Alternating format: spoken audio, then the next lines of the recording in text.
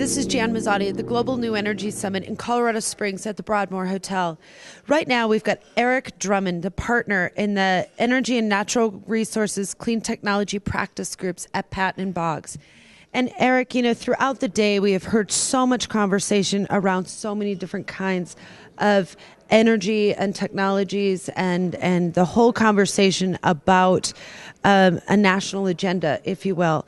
How should we be looking at accessing domestic energy and what are ways that we can engage in this larger conversation to move that needle forward in this area? I think that's an excellent question. There are a number of ways to look at this, but I think at the highest level, we should be looking at energy in the U.S. in the broadest scope.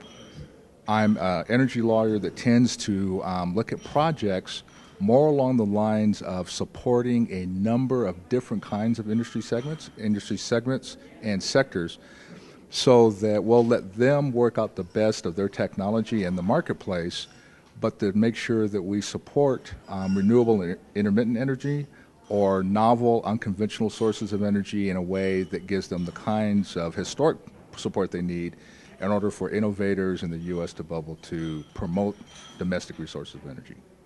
And I think this really kind of gives Colorado and the U.S. the ability to not bet on a particular resource, but to support all of it and let the best come to play.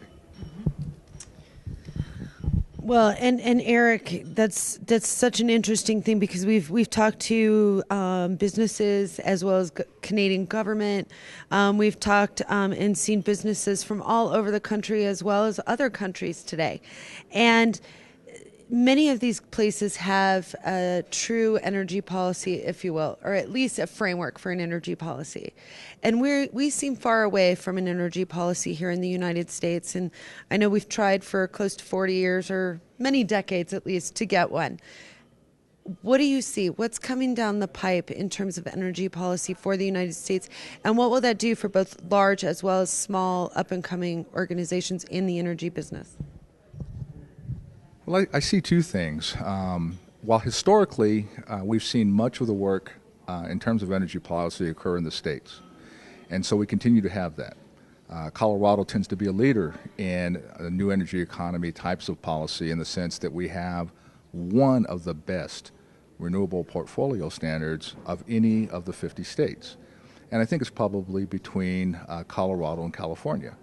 So a lot of the innovation that we'll see occurring within the energy economy is likely to occur in those states where people in the state have taken control of that issue themselves.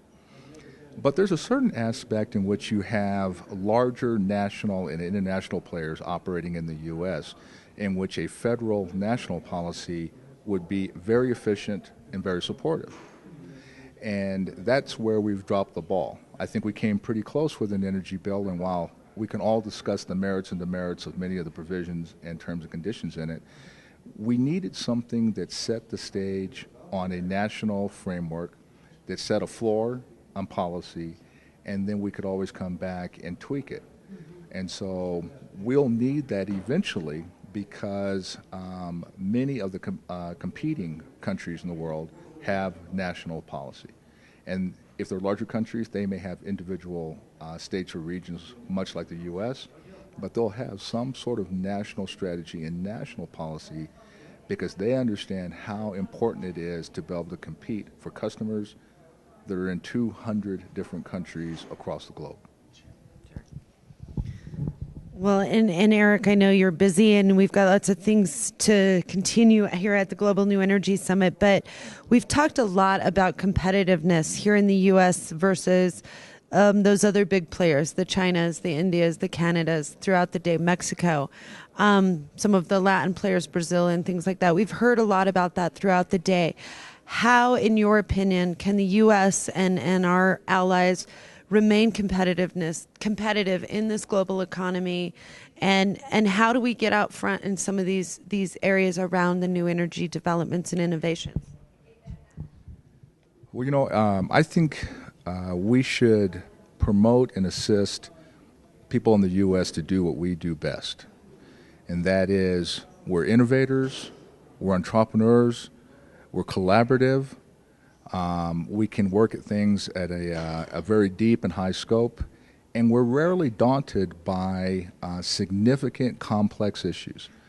So I kind of grew up in the pre-Mercury, pre-Apollo era, when we were still running a rocket sled in New Mexico and trying to figure out what the G-forces would be like, both acceleration and deceleration, on chimpanzees and humans ultimately. And we pushed that ball forward orders of magnitude after Sputnik went up. And then the race was on, and the innovation came in.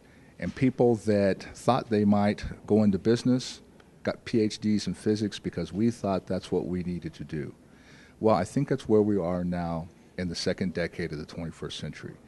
We have to figure out at the largest level, what kinds of things do Americans do, love to do well, and support those things. We will not be in an area in which we will not have to be very considerate of the rise of the rest. That is countries like Brazil, Russia, China, India, and others. But what we do have to understand is that those countries think at this time there are some things that the United States does unlike anyone else. And as long as we have our act together there, it is extremely difficult for them to compete. We all want customers. So let's figure out what that is. Let's support it. Let's collaborate. Let's do what American citizens do well. And then where we need to compete across borders, north and south, or across international borders, let's do that. But there are things we do that are the envy of the world, and rightly so, because that's the nature of the American spirit. I think that's where we need to go. Absolutely, Eric. Very well said. We've been speaking with Eric Drummond, a partner at Patna Boggs in the Energy and Natural Resources Clean Technology Practice Groups. We're here at the Global New Energy Summit. Thanks for watching.